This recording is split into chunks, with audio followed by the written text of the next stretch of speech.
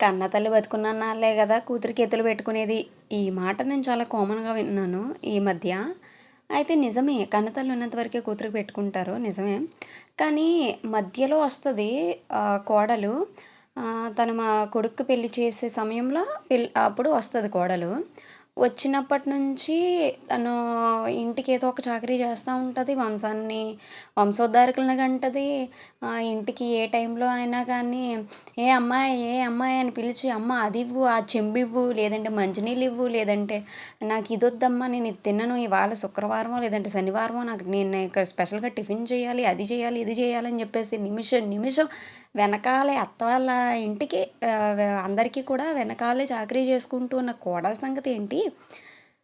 రక్తం సంబంధం ఉన్నందుకు కూతురికే నువ్వు అలా ఎత్తులు పెట్టుకుంటూ ఉండాలి అన్నది రూల్ అయితే, మరి రక్త సంబంధం లేకపోయినా కూడా తను ఇంటికొచ్చింది మొదలు నీ వంశానికి ఏదో ఒకటి చేస్తా ఉండడమే, నీ వెనకాల ఏదో పని చేస్తా ఉండడమే. నువ్వు ముసలిదానివి అయిపోయిన తర్వాత ఇంట్లో మా అత్తగారు, మామగారు ముసలోళ్ళు అయిపోయిన తర్వాత కూడా వాళ్ళ వెనకాతల తిను చాకరీ చేయక తప్పదు. మరి అలాంటి కోడలికి ఇంకెన్ని ఎత్తులు పెట్టుకొని, ఇంకెంత నెత్తి మీద పెట్టుకోవాలి కోడల్ని? కూతురుగా కన్నందుకు వదిలేయాలనో, కూతురు పెళ్లి చేసి మర్చిపోవాలనో నేను అనట్లేదు. కానీ ఎంతవరకునో అంతవరకు ఉండాలి. తన రెస్పాన్సిబిలిటీస్ ఇంట్లో కావాల్సినవన్నీ ఇంట్లో ఏం కావాలో అన్నీ తన భర్త తను చూసుకుంటారు.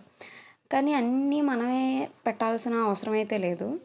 అండ్ ఇంకా బాగా చూసుకోవాలి అంటే కూతురిని కూడా కన్నందుకు తను పుట్టింది మొదలు పుష్పవతులు గానీ, పెళ్లి కానీ, బాలింత సమయం కానీ అంత జాగ్రత్తగా చూసుకొని తన భర్త చేతుల్లో పెడతాము. తర్వాత వాళ్ళ లైఫ్ వాళ్ళు యాజ్ ఇట్ ఈజ్ బతుకుతారు.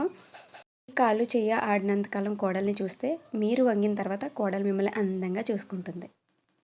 మీరు లేదు కోడల్ని చూడకపోయినా, కోడల్ని ఎంత నీచంగా చూసినా తనను పట్టించుకో, ఎంత చాకిరీ చేసినా దానికి వాల్యూ ఇవ్వకపోయినా, లేదంటే అసలు మీరు కోడల్ని పట్టించుకోకపోయినా కూడా మీ వృద్ధాప్యంలో కోడలు తన రెస్పాన్సిబిలిటీస్ తను కరెక్ట్‌గా చేసుకుందనుకోండి, మీ మొహం నిజంగా అత్త, మామలు ఎవరైతే ఉన్నారో ఆళ్ళ మొహం ఎలా చిల్లుతుందో నాకు అర్థం కాదు. కాళ్ళు చెయ్యి ఆడినంత కాలం కోడల్ని ఆడిపోసుకొని కూతురు వెనకాల పరిగెత్తి, పరిగెత్తి, పరిగెత్తి కోడల్ని ఎంత చులకనగా, నీచంగా తను చేసే పనులకు వాల్యూ లేకుండా చీటికి మాటికి కసురుకుంటూ, కాళ్ళు గుద్దుకుంటూ ఎలా పడితే అలా కోడల మీద పడి ఏడ్చిన వాళ్ళకి నిజంగా మంచం మీద ఉన్నప్పుడు కోడలు వాళ్ళని జాగ్రత్తగా చూసుకుంటుంటే కనీసం సలస పుడతది కదా శరీరానికి. అది పుట్టకుండా ఉండాలంటే కాళ్ళు చెయ్యి ఆడినంత కాలం కూతురినే కాదు, కొడుకుని, కోడల్ని కూడా జాగ్రత్తగా చూసుకోవాలి. అందంగా వాళ్ళతో నడుచుకోవాలి.